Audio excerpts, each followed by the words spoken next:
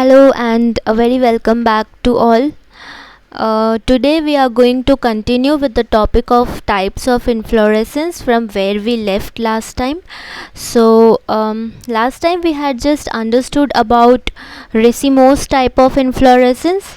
So today we are going to understand about cymose inflorescence and the special kinds of inflorescence, right? So as I told that depending upon the mode of branching, mainly there are three kinds of inflorescence: racemose, cymose and special kinds. Racemose, we had seen that in racemose there is indefinite type of branching, that is the main axis never has an end, right? So it keeps on growing, and the youngest flowers are always present at the apex, right? So it is called acropetal succession, right, where the oldest are below and the youngest are at the apex. Then we have cymose inflorescence. So today we are going to understand about cymose inflorescence. Cymose inflorescence is a definite type of inflorescence and youngest flower are at the base. So I had already explained, but this is just for a quick recap, that this is a definite type of inflorescence where the main axis has an end. Main axis के ऊपर flower बन जाता है, right, जिसकी वजह से the main axis is not going to grow, right. So the main axis has flower and the youngest flower are at the base. तो नीचे वाला जो फ्लावर है वो सबसे यंग होगा, ऊपर वाला सबसे ओल्ड होगा. This is a cymose inflorescence. So cymose inflorescence has main axis terminated by a flower. तो मेन एक्सिस जो है वो फ्लावर में टर्मिनेट हो जाता है, जिसकी वजह से main axis is not going to grow anymore, right? So this is a kind of definite growth, matlab the growth is decided, like up to certain extent the main axis will grow, but after that the main axis is not going to grow because of the presence of flower. Flower के presence की वजह से main axis का growth रुक जाता है. So youngest flower open in basipetal succession, right? So youngest flower जो है वो बेसिपिटल सक्सेशन में ग्रो होता है. तो बेसिपिटल सक्सेशन क्या है कि जो ग्रोथ हो रहा है वो एपेक्स से बेस की तरफ हो रहा है. It starts from apex to base. So this is apex and this is base, right. So ऊपर से नीचे की तरफ ग्रोथ हो रहा है तो उसको बेसिपिटल सक्सेशन बोलते हैं. What does that mean? It means that the oldest flower is at the top and the youngest flower is at the base, right? So this is called basipetal succession, that is the oldest flower is at the top and the order of development of new flowers is actually from apex to base. So flowers का जो development है नए flowers का वो ऊपर से नीचे की तरफ है, राइट. सो इट इज़ जो डेवलपमेंट है it is travelling eight the base, right? So it starts from apex to base. So apex will have the oldest flower, base will have the youngest flower, and that's why it is called basipetal succession, right? तो सबसे बड़ा flower ऊपर होगा, सबसे mature flower ऊपर होगा और सबसे नए जो बर्ड्स होंगे वो नीचे होंगे, right? So this is basipetal succession. Now there is one more kind of development that we can see in cymose inflorescence. It is called centrifugal, right? If the rachis is suppressed, the order of opening is centrifugal. Now you need to understand that what is centrifugal. Centrifugal क्या होता है? The oldest flower is in the center of the inflorescence. Centrifugal development में क्या होगा कि oldest flower जो है वो बीच में होगा और नए फ्लावर्स पेरीफेरी में होंगे, मतलब कि आउटर लाइन में होंगे. Let us understand this with this diagram where you can see that the fully matured flower is in the center and the youngest birds are towards the periphery, right? So periphery means circle का outer line, outer area को periphery बोलते हैं, right? और इसको centre बोलते हैं. तो centre में ओल्डेस्ट फ्लावर्स होंगे और साइड्स में पेरीफेरी में youngest flower होंगे. So then it is called centrifugal development, where the oldest flower is in the center and the youngest flower is in the periphery, right? So this is about centrifugal development. Now this cymose inflorescence are mainly of these 5 types. These are solitary flower, uniparous or monochasial cyme, biparous or dichasial cyme, multiparous or polychasial cyme, and cymose capitate, right? So we have these 5 kinds of cymose inflorescence.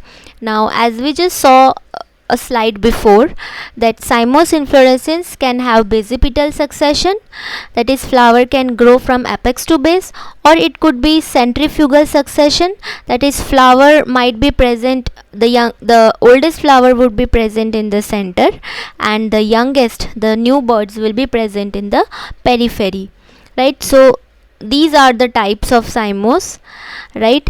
And we are going to understand each of this one after the another. So हम इस इन हर एक type के cymose inflorescence को एक के बाद एक समझते हैं, right? So let us start understanding first what is solitary flower. Solitary flower क्या होता है? This is very simple. The rachis is terminated by a single flower. तो rachis जो है, पेडंकल जो है, उसमें सिर्फ एक सिंगल फ्लावर प्रेजेंट होता है, तो उसे solitary flower बोलते हैं. So the rachis has only one single flower. So you can understand this with this example, this diagram, where you can see that this is rachis, right, the main axis. Then this is pedicel, the stalk of the flower, and this is the flower, right? So there is only one single flower growing from the rachis, then it is called solitary flower. Solitary means, solitary का मतलब होता है single, अकेला, right? So when you see a plant with solitary flower, you need to know that it is a kind of cymose inflorescence. So an example of solitary flower का example जो है वो है hibiscus plant, जिसे शू flower भी बोलते हैं और जासूद भी बोलते हैं, राइट? सो ऑलरेडी बहुत लोगों के घर पे भी ये होगा. सो this is solitary flower. See what is happening कि एक रैचेस है, राइट? उस रैचेस में से सिंगल फ्लावर निकलता है. ओके, मैं आपको जूम करके बताती हूँ तो आपको समझ आएगा, right? So if this is the plant, you can see that ये जो एक flower निकल रहा है, this flower is actually coming out of one single rachis. एक rachis में से एक छोटा सा stalk निकल के ये flower आता है, तो इसको solitary flower बोलते हैं. और इस टाइप के बहुत सारे solitary flowers एक plant में हो सकते हैं, right? Okay, so this is about solitary flower and it is very simple. I hope सबको समझ आ गया होगा. Now we move towards the understanding of uniparous or monochasial cyme, right? So uniparous or monochasial cyme is the one where apex terminates in a flower. Uniparous और monochasial cyme में क्या होता है? Apex जो है वो flower में terminate होता है and then one lateral branch develops from its base ending in a flower. तो जो एपेक्स पे फ्लावर आया उसके बेस में से एक लेटरल ब्रांच आएगा, एक ब्रांच निकलेगा उस फ्लावर के बेस में से and it will again end in a flower. वो फिर से एक फ्लावर डेवलप करेगा. So we will understand this in a way that we need to know that uniparous or monochasial cyme are of 2 types. This is scorpioid cyme and helicoid cyme, right? So we need to understand that what is a scorpioid cyme. In that the apex terminates in a flower and you can see this in this diagram that this is a scorpioid cyme where you can see that this is one single rachis, right? So it terminates in a flower, right. अब उस flower के base पे से जहाँ पे bract present है वहाँ से दूसरा रैचेस डेवलप होगा, दूसरा फ्लावर डेवलप होगा, एक लेटरल ब्रांच डेवलप होगा और वहाँ से again there is flower development. Now ये जो ब्रांच डेवलप हुआ उसके बेस में से तीसरा ब्रांच डेवलप होगा and it will be what do we call, it will again terminate into a flower. Now from the base of this again a new branch will come and it will again terminate into a flower. So this is a kind of scorpioid cyme where zigzag development takes place, right? So what happens, zigzag development होता है जहाँ पे एक branch में से दूसरा branch इस तरफ जाता है, मतलब लेफ़्ट में जाएगा और एक ब्रांच राइट में जाएगा, फिर एक ब्रांच लेफ़्ट में जाएगा और एक ब्रांच राइट में जाएगा, ऐसे करके हर एक ब्रांच जो है वो फ्लावर में टर्मिनेट होगा. तो इसको स्कॉर्पियोइड साइम बोलते हैं, right. What is happening? Single lateral branches given out alternatively to right and left of it. तो एक ब्रांच के राइट लेफ्ट में एक ब्रांच जाएगा and then it will go, one branch will go to the right and like this one branch will develop to left, one will develop towards right and like this zigzag development can be seen, right? So this is a scorpioid cyme and an example of scorpioid cyme I can make you understand with this diagram. This is freesia flower. There are some other examples also which is called heliotropium. Freesia is this one and chrysula is also an example of scorpioid cyme, but this is a freesia flower. And if you can see, okay, let me explain you that, see this flower, okay, this is the main flower, this is one branch. Now to its left there is the new flower going to the left side. Now from the base of this left flower there is another flower going this side, and if you can see again from the base of this there is another branch going this side. Okay, let me zoom it and show you. See, this is one flower.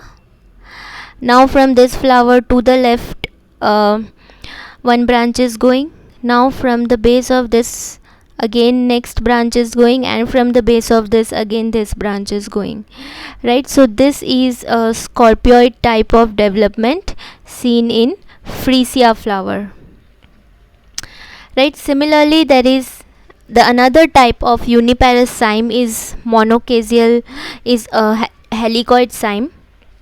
So what happens in helicoid cyme is the lateral axis develop on the same side forming a helix, right? So this is one branch, right? This is one flower. From its left side another branch develops and it terminates into a flower.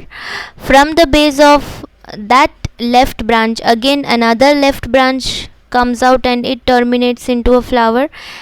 So if you see, the development is totally left in comparison to scorpioid में क्या हो रहा था, कुछ एक branch left में जा रहा था, एक राइट में जा रहा था. हेलिकॉइड में क्या हो रहा है, सारे ब्रांचेस एक ही साइड में डेवलप होंगे. तो ये फॉर एग्जांपल जो ड्रॉ किया है, इट इज़ सारा जो डेवलपमेंट है वो लेफ़्ट साइड में जा रहा है, राइट? सो एक हेलिक्स की तरह बन जाता है, right? So therefore it is called helicoid cyme, right? And the examples of these plants are begonia, hamelia, juncus, etc. But I did not get a proper relatable image to this, so मैंने image नहीं रखा है, but I think you can properly differentiate between scorpioid and helicoid with this diagram.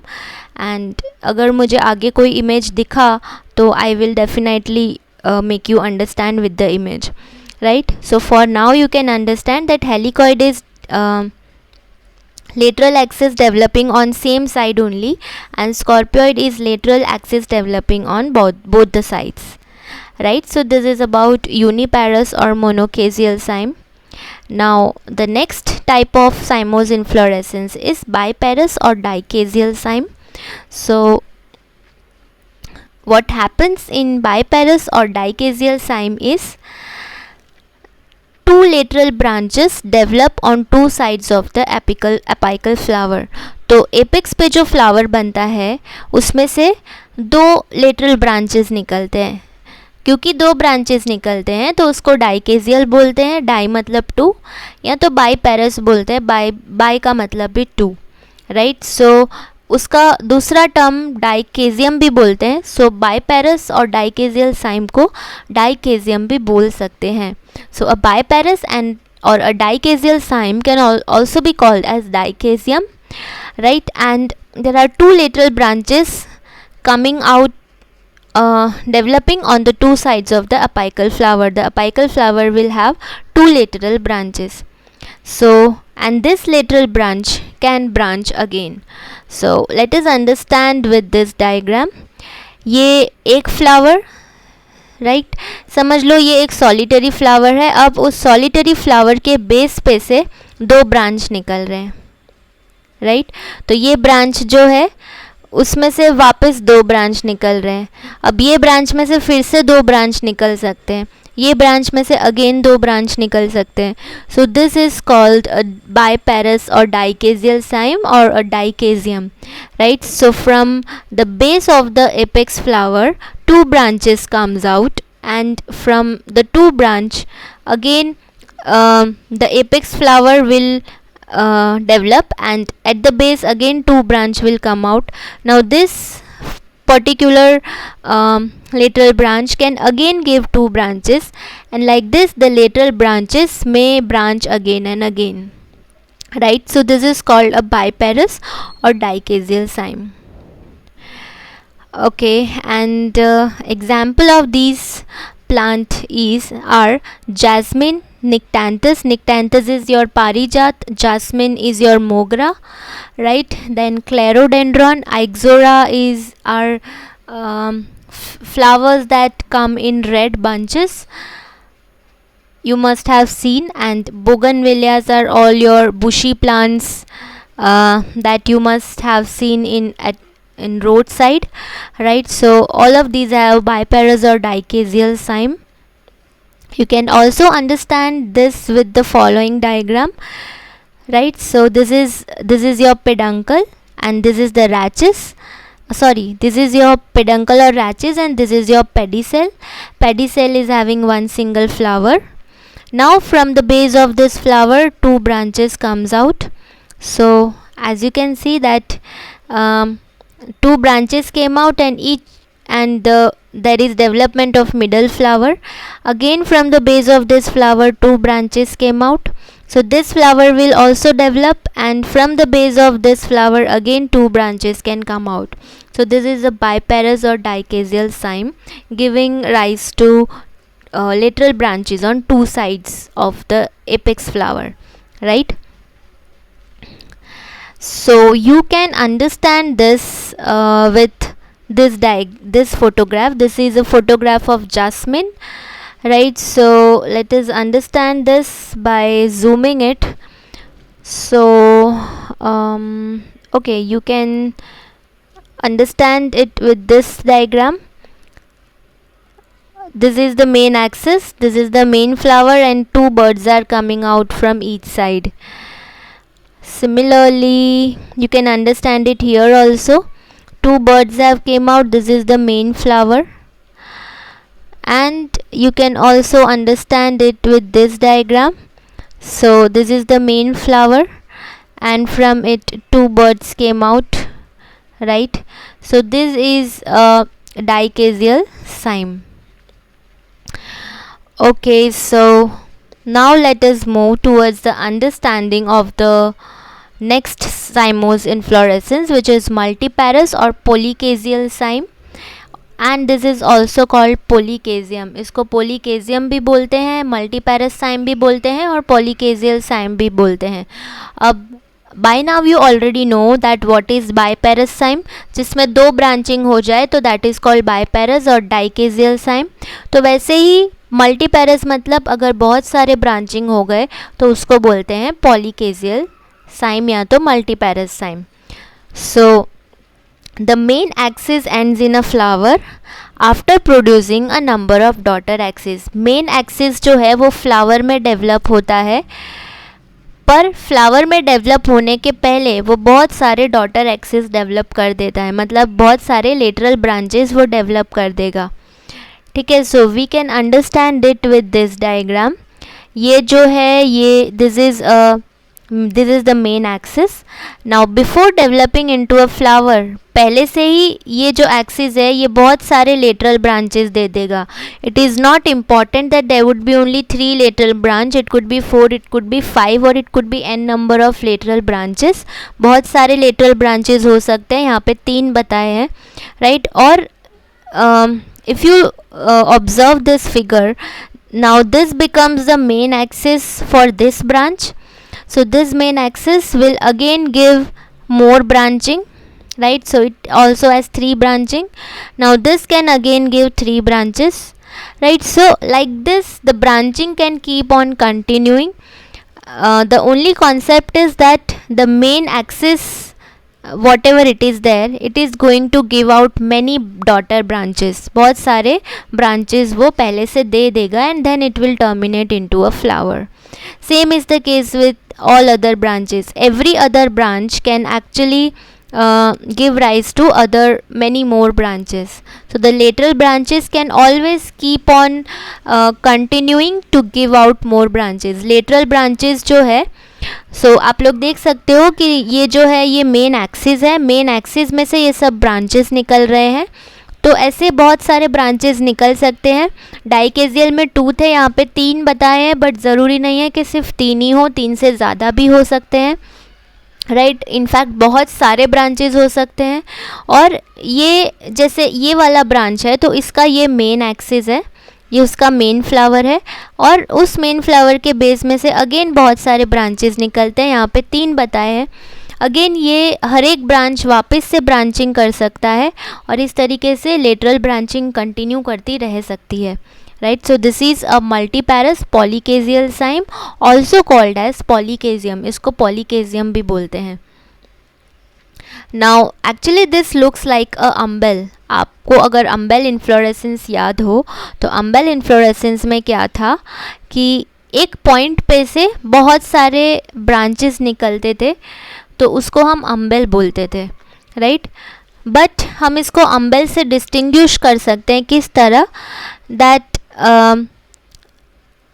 इसमें पॉलीकेजियम में middle flower हमेशा पहले open होगा। क्यों? क्योंकि इसमें सेंट्रीफ्यूगल डेवलपमेंट है। सो याद करो इस फिगर को, right. This figure is I had explained in the very first slide, जहाँ पे मैंने बताया था कि सेंट्रीफ्यूगल डेवलपमेंट क्या होता है। Centrifugal development is where the middle flower is the oldest and the rest are the youngest flower is towards the periphery, right? So you can distinguish an umbel and a polycasium in this way, that the polycasium will always have middle flower opening first. So oldest flower बीच में होता है तो वो सबसे पहले open होगा, whereas umbel में इसका ऑपोजिट होगा। अम्बेल में क्या होगा? अम्बेल में सेंट्रीपिटल डेवलपमेंट होता है, क्योंकि वो रेसिमोस टाइप का डेवलपमेंट है। तो सेंट्रीपिटल डेवलपमेंट क्या होता है? जहाँ पे यंगेस्ट फ्लावर बीच में होते हैं और ओल्डेस्ट जो है वो पेरीफेरी में होते हैं। तो अम्बेल और पॉलीकेजियम को आप इस तरीके से डिफ्रेंशिएट कर सकते हो। So this is the matured flower and this is the youngest flower in a polycasium, because this is a centrifugal kind of development. So this is an example, ये एक example है polycasium का। This is a calotropis plant. calotropis को आंकड़ो भी बोलते हैं गुजराती में। And this flower is used in temples, right? In Hanuman temples this flower is used, right तो मंदिर, हनुमान जी के मंदिर में भी ये फ्लावर्स यूज़ होते हैं. इसको कैलोट्रोपिस बोलते हैं और गुजराती में इसे आंकड़ों भी बोलते हैं. सब ने देखा होगा, ये ऐसे ही रोड साइड पे भी ग्रो हो जाता है, राइट. सो आप देख सकते हो इसमें कि बीच वाला फ्लावर जो है वो सबसे पहले डेवलप होता है. सो ये जो है ये एक पॉलीकेजियम है. इसको अम्बेल में से हम इसलिए डिफ्रेंशिएट कर सकते हैं क्योंकि अम्बेल में क्या होगा कि जो बीच में है सिर्फ बर्ड्स होंगे और साइड में सारे बड़े फ्लावर्स होंगे, क्योंकि अम्बेल में सेंट्रीपीटल डेवलपमेंट होता है, क्योंकि umbel falls under racemose. Umbel falls under racemose type of inflorescence which may have centripetal development also. But cymose, this polychasium falls under cymose inflorescence and therefore it is going to have middle flower opening first because of centrifugal development, right. So I hope that polycazium cyme is also clear with you. Now we move towards the last type of cymose inflorescence, which is cymose capitate. So what happens in cymose capitate is flowers cluster together on a suppressed rachis. अब इसमें क्या होता है कि flowers जो है वो एक साथ बहुत सारे क्लस्टर में आते हैं एक रैचिस के ऊपर. रैचिस सप्रेस्ड है, मतलब रैचिस दबा हुआ है, जिसकी वजह से फ्लावर्स क्लस्टर में आपको दिखेंगे बहुत सारे फ्लावर्स एक साथ. So this forms a capitate head, मतलब this looks like a round head, एक राउंड हेड की तरह दिखता है. Therefore it forms a capitate structure. So you can understand this with the example of Anthocephalus kadamba, where the general plan is cymose. So example is Anthocephalus kadamba. इसको कदम्ब tree भी बोलते हैं. This is the flower of Anthocephalus kadamba. ये दोनों same ही plant है, but ये अभी this is the youngest, ये अभी डेवलप हो रहा है और ये पूरा डेवलप हो चुका है, right. So this is Anthocephalus kadamba, both of this. So the general plan here is cymose, मतलब कि जनरल प्लान साइमोस है, विच मीन्स वॉट कि यहाँ पे सेंट्रीफ्यूगल डेवलपमेंट होगा. क्योंकि ये राउंड है तो यहाँ पे जो डेवलपमेंट है that is centrifugal, right. Which means that बीच वाले जो फ्लावर्स होंगे वो सबसे ज़्यादा मैच्योर्ड होंगे और पेरीफेरी पे जो होंगे, आउटर साइड पे जो होंगे वो यंग होंगे, right. So I think let us zoom it. Okay, so this is basically a capitate head, cymose head, but you cannot differentiate it actually. आप लोग actually differentiate नहीं कर पाओगे क्योंकि this looks almost similar, but it is not like this. It happens that the middle flower जो होता है वो पहले डेवलप हो जाता है एंड द पेरीफेरी फ्लावर्स जो होते हैं वो बाद में डेवलप होते हैं. सो दिस इज़ अ साइमोस कैपिटेट. यहाँ पे फ्लावर्स फुल्ली डेवलप नहीं थे, ये सब बर्ड्स हैं, बट यहाँ पे फ्लावर्स डेवलप हो चुके हैं. So you can see that these are all flowers. बहुत सारे फ्लावर्स एक साथ है, ये एक छोटा फ्लावर है, ऐसे बहुत सारे फ्लावर्स हैं और जिसकी वजह से एक राउंड हेड स्ट्रक्चर दिखता है, right. So therefore it is called साइमोस कैपिटेट, right. So this is about cymose capitate inflorescence, and the best example is kadamb tree or Anthocephalus kadamba. Now we are going to understand about the special kinds of inflorescence. There are mainly 4 types of special inflorescence. These are Cyathium, Verticillaster, Hypanthodon and Thyrsus, right. So these are the 4 kinds of inflorescence. Let us understand this one after the another. So first is Cyathium, right. So this is a special kind of cymose inflorescence. ये एक तरह का cymose inflorescence ही है, but ये special है because these are found in Euphorbia, example Poinsettias. Poinsettia plant में हम इसको बहुत अच्छे से समझ सकते हैं. Poinsettias are also called Christmas flower. इनको क्रिसमस फ्लावर भी बोलते हैं, right, because the flowering actually takes place, the red colors of bract that actually takes place during Christmas season, right? Therefore these are also called Christmas flower. Now we can understand a Cyathium inflorescence with this diagram, right? So there is a cup shaped involucre. ये जो आप green structure देखते हो ये cup shaped structure है. सिर्फ ये जो ग्रीन स्ट्रक्चर है वो कप शेप्ड स्ट्रक्चर है, and this is forming a cup shaped structure. It is actually an involucre of bract. Involucre मैंने कहा था, पहले भी समझाया था क्या होता है. Involucre is when many bracts they are present together in a circular form, then it is called involucre. तो ये जो ग्रीन स्ट्रक्चर बना है ये बहुत सारे ब्रैक्ट्स के इकट्ठे होने की वजह से बना है, और इसलिए इसको इनवॉल्यूकर ऑफ ब्रैक्ट्स बोलते हैं. So there is involucre of bracts. Then the inflorescence consists of small unisexual flowers. अब इसमें unisexual flowers present है अंदर, right? So this is provided with nectar secreting gland also. अब इस inflorescence में nectar secreting glands भी present होते हैं. तो nectar secreting glands क्या होते हैं? These are cup shaped structure. cup shaped structure होता है जिसमें जो इंसेक्ट को अट्रैक्ट करने का काम करता है, बिकॉज इंसेक्ट्स को क्या चाहिए, they need nectar. So the nectar secreting gland is basically to attract the insect so that they come and then the pollination takes place, right. So these plants have separate nectar secreting glands, and these nectar secreting glands are actually called cyathea, and based on that name the inflorescence is given the name of cyathium, right? And so the involucre has single female flower reduced to a pistil. अब involucre में एक single female flower है. ये जो आप बड़ा structure देख रहे हैं, this is a pistil, right? Pistil means it is a complete female flower, right? It has ovary, right? And it has this connective end. So this is a pistil, which is the female flower in the center. So this is in the center on a long stalk, and it has a long stalk, right? So this is a female flower, and around the female there are many male flowers, each reduced to solitary stamen. So you can see that there are many male flowers. ये जो छोटे छोटे आपको दिख रहे हैं, these are male flowers. Male flowers are reduced to solitary stamen.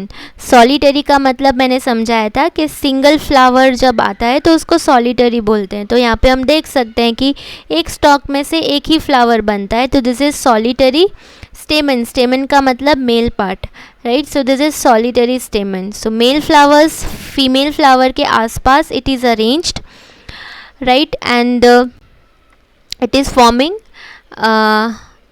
all of these have very small stalk. So male flowers have small stalk, whereas female flower has long stalk, and male flowers are present around the female flower, right. So it has short stalk. Now flowers follow centrifugal cymose order of development. So by now I think आप लोग को clear होगा कि centrifugal development क्या होता है. बीच वाला flower पहले डेवलप करेगा. तो सयाथियम में बीच वाला फ्लावर क्या है, female flower. So female flower will develop first and the male flowers will develop later on, because these are towards the periphery whereas the female flower is in the center, right. So female flowers mature first because it is in the center and there is centrifugal kind of development. So you can understand this with this diagram, this photo. This is the photo of poinsettias. This is a poinsettia plant. I think सबने देखा होगा, nursery में भी ये plant मिलता है. This has this attractive red leaves. Actually these are not leaves. ये जो रेड आप देख रहे हैं ये एक्चुअली ब्रैक्ट्स है. हर एक फ्लावर का अपना ब्रैक्ट होता है. So these are actually bracts of the flower, and these have become red. The bracts have become large and red like leaves, but these are not leaves. Leaves are the green ones that you can see below. These are the bracts. So then you might be thinking that where is the flower? So the center portion that you can see is the flower. This is a more magnified view of this plant. So let us zoom it. Right, so this is a poinsettia flower. This center wala jo portion hai, this is flower. This is the inflorescence. This is not the inflorescence. This is actually bracts which has become red, and these bracts are of flowers. So in the middle the flowers is present, which has cyathium inflorescence. And see, you can see this very clearly here. बीच में जो है, it is the maturest flower. सबसे mature flower बीच में है. ये सब birds है अभी, right? These are birds. And जो nectar secreting gland की बात की वो ये रहा. ये this yellow colored structure is the nectar secreting gland, which is yellow cup shaped structure. Okay, you can understand from this also. ये जो आपको yellow structures दिख रहे हैं, these are nectar secreting glands, right? So these are nectar secreting glands, and this is a centrifugal development because beach wala flower develops first and periphery wala develops later on. So female flower develops first. So this is the inflorescence. Do not confuse yourself with the red colored structure as the inflorescence or leaf. These are not leaves, these are bract, and the center portion that you see is the inflorescence.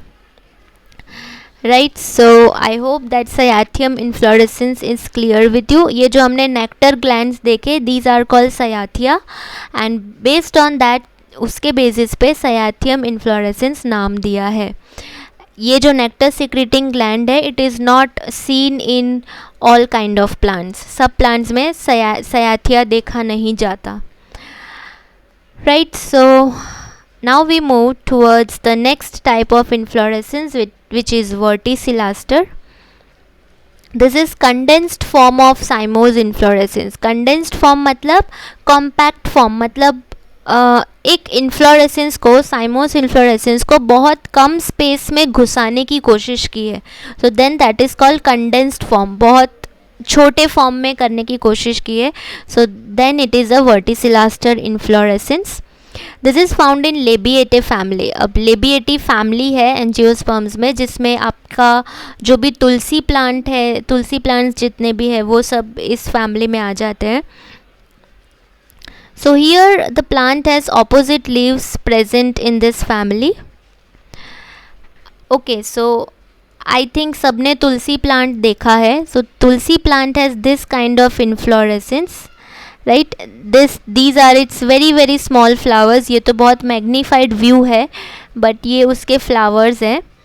तुलसी के बहुत सारी varieties भी होती हैं, right? So these are some of the varieties of tulsi, but tulsi has also this kind of inflorescence only. So the plant actually has opposite leaves.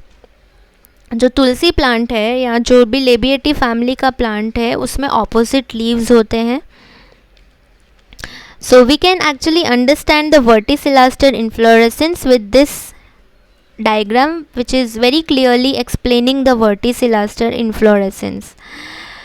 One inflorescence develop from each of the two axils.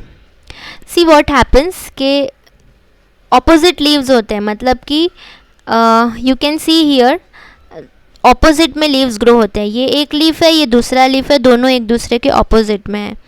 और यहाँ से leaf के axil पे से, this is called axil, right? तो यहाँ पे एक लीफ होगा, यहाँ पे एक लीफ होगा. अब लीफ के एक्सिल में से एक इन्फ्लोरेसेंस बनता है, ठीक है? तो ये इन्फ्लोरेसेंस बन रहा है. अभी each inflorescence is a dichasial cyme. तो ये जो इन्फ्लोरेसेंस बन रहा है, this is a dichasial cyme. Dichasial cyme क्या था? जो मेन एक्सिस में से दो ब्रांचिंग हो जाता है. तो ये एक ब्रांच, ये दूसरा ब्रांच, ठीक है? ये मेन एक्सिस, इसमें से ये एक ब्रांच बना, ये दूसरा ब्रांच बना. So therefore this is a dichasial cyme reduce to scorpioid cyme. अब अब क्या हो रहा है, अब स्कॉर्पियोइड साइम डेवलप हो रहा है ऑन टू साइड्स. अब how scorpioid cyme, see dichasial cyme बना, एक ब्रांचिएरा और एक ब्रांचिएरा, ठीक है. So this is dichasial cyme. अब इस ब्रांच में हम समझते हैं. So what is happening, this is the main apex flower, this is the first flower. अब ये फर्स्ट फ्लावर के बेस पे से from its base the second flower develops on the left side, and from its base the third flower develops on the right side. ये right में गया, right.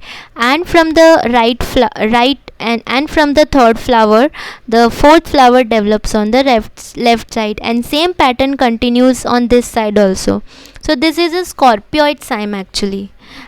If you remember, we had seen that scorpioid cyme is a zigzag pattern, right. So first flower के left में दूसरा flower, दूसरे flower के right में third flower, third flower के लेफ्ट में फोर्थ फ्लावर, फिर फोर्थ फ्लावर के लेफ्ट में फिफ्थ फ्लावर डेवलप होगा, right.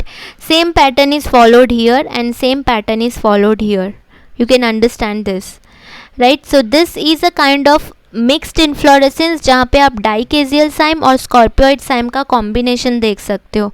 तो ये डाइकेजियल साइम है क्योंकि दो ब्रांचिंग है, और ये ब्रांचिंग में स्कॉर्पियोइड साइम हो जाता है क्योंकि जिगजैग पैटर्न है, right. So this is a verticillaster inflorescence. All the sessile flowers cluster together. All of them appear to form a false whorl or verticell around the stem. अब flowers जो है वो basically सारे sessile है. Sessile मतलब without stalk. So all the flowers are sessile and all of this cluster together. Cluster together मतलब सारे एक साथ क्लस्टर हो जाते हैं, ग्रुप बना देते हैं. So all of them appear to form a false whorl. इसलिए हमको ऐसे लगेगा कि ये फॉल्स वर्ल बना रहे हैं. फॉल्स मतलब it is not a whorl actually. Whorl का मतलब है कि राउंड सर्कल बनाता है. So we feel that it is a whorl, but this is not a whorl, but because all the flowers are present together, so we feel that it is a whirl. So actually this is a scorpioid cyme that is formed, but because it all comes together, it feels as if it is a whorl or verticell. So false whorl is also called verticell. Whorl का मतलब है कि circular pattern लगता है, but it is not a circular pattern, but it looks like a circular pattern, right. So therefore this is false whorl, right. And this is how verticillaster inflorescence is present. So the example of verticillaster inflorescence is Coleus ocimum and Leucas aspera. So these are ocimum varieties. Ocimum मतलब आपका जो तुलसी varieties है उसको ocimum बोलते हैं. So all of these are tulsi inflorescence which is verticillaster, right. Now also as I told, this is a mixed kind of inflorescence where dicaseal cyme and scorpioid cyme are present together. Now we move towards the understanding of hypanthoddium inflorescence. So what happens in a hypanthoddium? It has a fleshy receptacle. सो यहाँ पे क्या होता है कि रैचेस develops into a रिसेप्टिकल. रैचेस यानी कि peduncle जो है वो रिसेप्टिकल बन जाता है, right. So it has a fleshy receptacle. It forms a cup-like cavity with an apical opening called ostiole. So let us understand this with this diagram. This is a hypanthoddium diagrammatical view, right. तो hypanthoddium जो है उसके अंदर इस type का arrangement होता है. It forms a cup-like cavity with an opening called ostiole, right. So this is ostiole. यहाँ पे एक ओपनिंग है छोटा सा जिसको ऑस्टियोल बोलते हैं. मतलब एक छोटा सा पोर है, एक छोटा सा होल है जिसको ऑस्टियोल बोलते हैं. So it is an apical opening, apex पे प्रेजेंट होता है. This is called ostiole.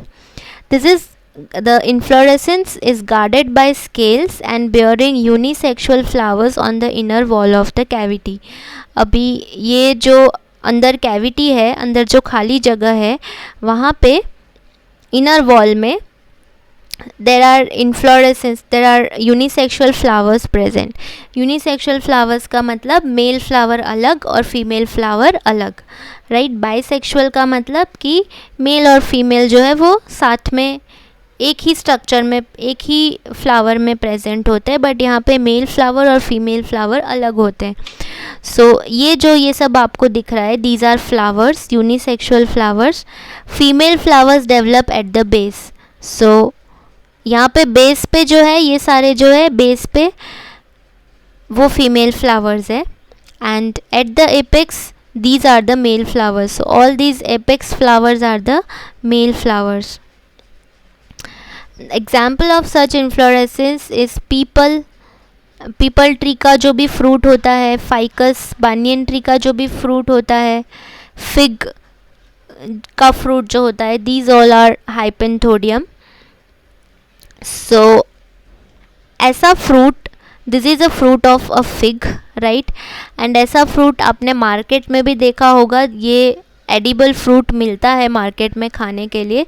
This is a hypanthodium inflorescence.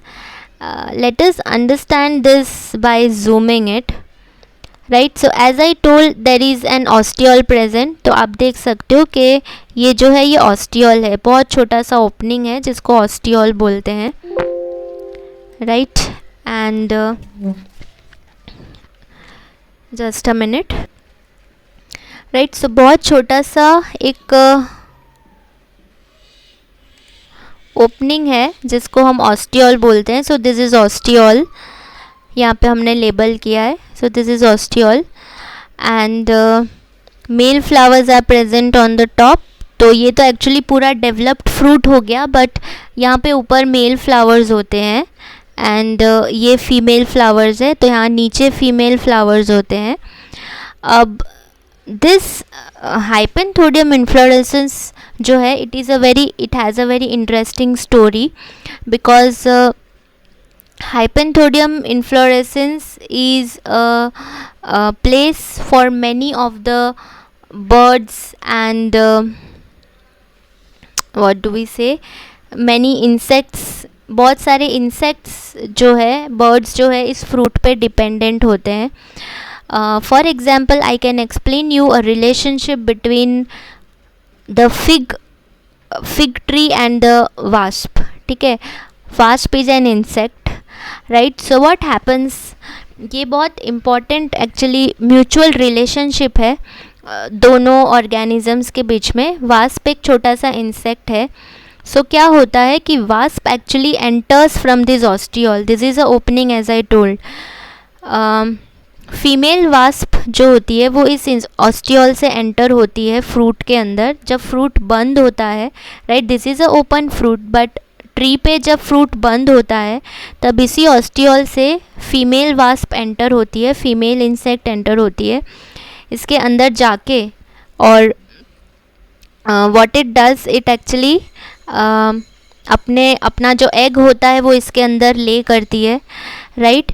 और एग ले करने के बाद actually the female wasp dies. Female wasp तो मर जाती है, पर एग क्योंकि अंदर है तो एग में से मेल वास्प बनेगा और फीमेल वास्प बनेगा, right. So the egg will develop into male wasp and female wasp, and the male wasp actually die there itself. Male wasp मर जाते हैं, बट फीमेल वास्प जो है it has to come out of the male wasp has to come out of the fruit. Male wasp जो female wasp जो develop हुए, नए जो फीमेल डॉटर वास्प बने, उनको इस फ्रूट में से बाहर निकलना पड़ेगा ताकि वो दूसरे फ्रूट में जाके अपने एग्स ले कर सके. तो क्या होगा कि फीमेल वास्प जो नए बने, that will try to come out of the ostiole में से बाहर निकलने की कोशिश करेंगे. और इस बीच उसके बॉडी के ऊपर ये मेल फ्लावर्स क्योंकि ऊपर की साइड होते हैं तो पोलन उसके बॉडी पे अटैच हो जाएगा. तो वो पोलन के साथ वो फीमेल वास्प बाहर निकलेंगे और वो फिर एंटर हो जाएंगे दूसरे फ्रूट के अंदर. तो फीमेल वास्प जो मेल पोलन के साथ निकले वो एंटर होंगे यहाँ पे.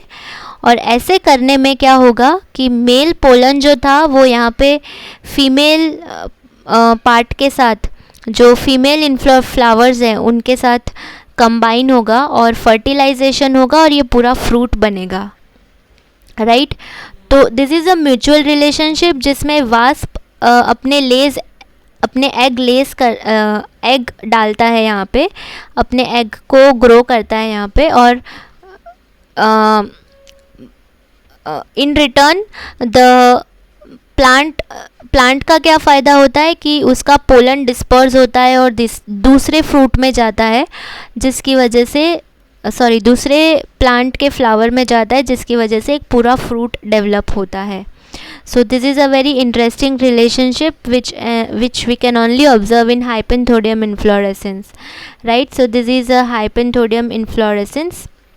So it is actually a debate कि ये फ्रूट खाना चाहिए कि नहीं, बिकॉज ये एक फ्रूट मार्केट में मिलता है, but there are many people who think that it contains dyed insects. So how can we eat a fruit that contains dyed insects, right? So this is about Hypanthodon inflorescence. This is the fleshy inflorescence axis. Fleshy मतलब juicy axis है, जैसे हम देख सकते हैं यहाँ पे. And this is the bract मतलब फ्लावर के नीचे जो green leaf like portion present होता है,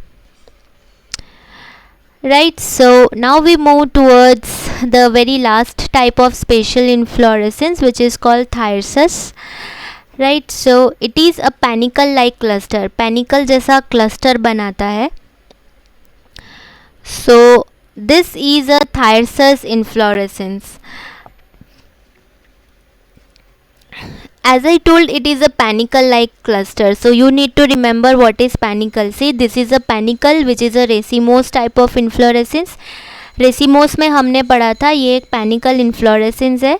तो थायरसस जो है वो पैनिकल जैसा दिखता है, पर ये पैनिकल है नहीं, but it looks like a panicle. Panicle में क्या था कि एक मेन एक्सिस था, उसमें से ब्रांचिंग निकल रहे थे और वो ब्रांचेस में से दोनों तरफ से और फ्लावर्स निकल रहे थे. मेन एक्सिस पे कोई फ्लावर नहीं था, ठीक है. अभी ये भी पैनिकल जैसा दिखता है, but this is not panicle because we will understand it. It has one main axis indeterminate. So this is the main axis, this is indeterminate. Indeterminate का मतलब जिसकी ग्रोथ रुकती नहीं है, ठीक है. सो थायरसस में मेन एक्सिस जो है वो रेसिमोस टाइप का है, जहाँ पे मेन एक्सिस पे कोई ग्रोथ, मेन एक्सिस पे कोई फ्लावर नहीं बनता. So this is indeterminate growth, right. So it keeps on growing and the lateral axis are determinate. So ये लेटरल ब्रांचेस, ये सारे लेटरल ब्रांचेस ये डिटर्मिनेट है. डिटर्मिनेट का मतलब कि इस ब्रांच का जो बीच वाला पोर्शन है it will and into a flower. So it is a साइमोस inflorescence. Main axis जो है वो साइमोस, लेटरल ब्रांचेस जो है वो साइमोस है और मेन एक्सिस जो है वो रेसिमोस है, right? So this is a combination of racemose and determinate cymose. So बीच वाला जो है वो indeterminate racemose है और उसके साइड वाला जो है वो बीच वाली जो एक्सिस है वो इनडिटर्मिनेट रेसिमोस है और उसके लेटरल ब्रांचेस जो है वो डिटर्मिनेट साइमोस है, बिकॉज ये साइमोस इन्फ्लोरेसेंस है, right. So there is simple और कंपाउंड डाइकेजियल साइम इन लेटरल ब्रांचेस. सो लेटरल ब्रांचेस आप अगर देखो तो ये सिंपल या तो कंपाउंड डाइकेजियल साइम है, राइट. डाइकेजियल मतलब कि दो ब्रांचिंग हो जाता है, right. So these are dichasial cyme. जैसे आप देखो कि ये जो है ये एपेक्स फ्लावर है, इसमें से दो ब्रांच हो गए. अब ऐसा भी हो सकता है कि इस ब्रांच में फिर से दो ब्रांच हो जाए, तो वो कंपाउंड डाइकेजियल हो गया, ठीक है. और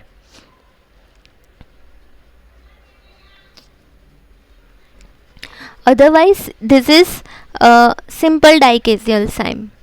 तो लेटरल ब्रांचेस डाइकेजियल साइम है और बीच वाला जो है वो रेसिमोस इन्फ्लोरेसेंस है, ठीक है. तो पैनिकल की तरह दिखता है पर पैनिकल है नहीं. सो this is a panicle like cluster. So this is also called raceme of Symons, ठीक है, क्योंकि बीच वाला रेसीम है, बीच वाला रेसीमोज है और दोनों साइड पैनिकल की तरह ब्रांचेस निकलते हैं, पर है साइम, है साइमोस, राइट, है डाइकेजियल साइम, इसलिए रेसीम्स ऑफ साइम्स भी बोलते हैं इसको। अब इस इन्फ्लोरेसेंस का एग्जाम्पल है lilac. The example of thyrsus inflorescence is lilac.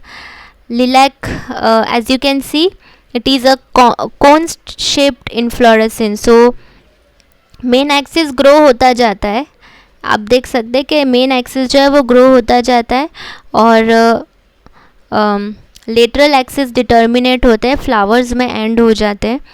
But इस फ्लावर में हम एक्चुअली फ़ोटोग्राफ देख के पूरी तरह समझ नहीं सकते, but for example this photograph has been kept, but अगर एक्चुअल में आपके हाथ में फ्लावर आए तब आपको समझ आएगा कि ये थायरसिस इन्फ्लोरेसेंस है।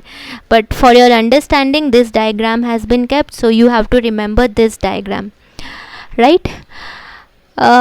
Yeah, so that is it. With this we come to an end of the types of inflorescence. I hope that types of inflorescence आपको clear होगा, and अगर कुछ भी doubt है तो you can always ask me. So please clear your doubts and be ready for the exam, right? And in case if you have not yet subscribed to my channel, please subscribe to my channel Fawnful Life and don't forget to hit the bell icon. Thank you.